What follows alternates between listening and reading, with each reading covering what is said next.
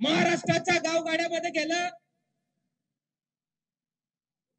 तर तूर उत्पादक शेतकरी, कापूस उत्पादक शेतकरी, सोयाबीन उत्पादक शेतकरी, द्राक्ष उत्पादक शेतकरी,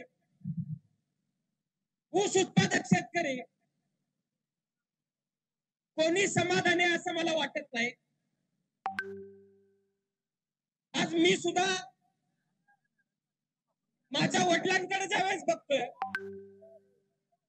त्यावेळेस एका सर्वसामान्य शेताच्या कुटुंबातनं ते बाहेर आलेले आहेत। बच्चू भाऊ, मी तुम्हाला सांगू इच्छितो, अवघा 23 वर्ष वय असावं माझ्या वडिलांचं। व्यसनाच्या आहारी जाऊन आमचे आजोबा वारले। माझ्या आजीनं आणि माझ्या वडिलांना फक्त शेतीच्या जीवावरती त्या काळामध्ये 50,000 रुपयांचं कर्ज फेडलं होतं। काबाड कष्ट करावं लागतं। गावगाड्यामध्ये शेतकऱ्यांच्या पोरांचं आयुष्य कसं असतं हे माझ्या कुटुंबामध्ये आम्ही बघितलेलं आहे। आज गावगाड्यामध्ये फिरताना आम्ही खाली जाऊन बघतोय, शाळेची फी भरायला पैसे नाहीत, कॉलेजची फी भरायला पैसे नाहीत। एखादी सरकारची योजना व्हावी मग आमची फी भरली जावी ही अपेक्षा।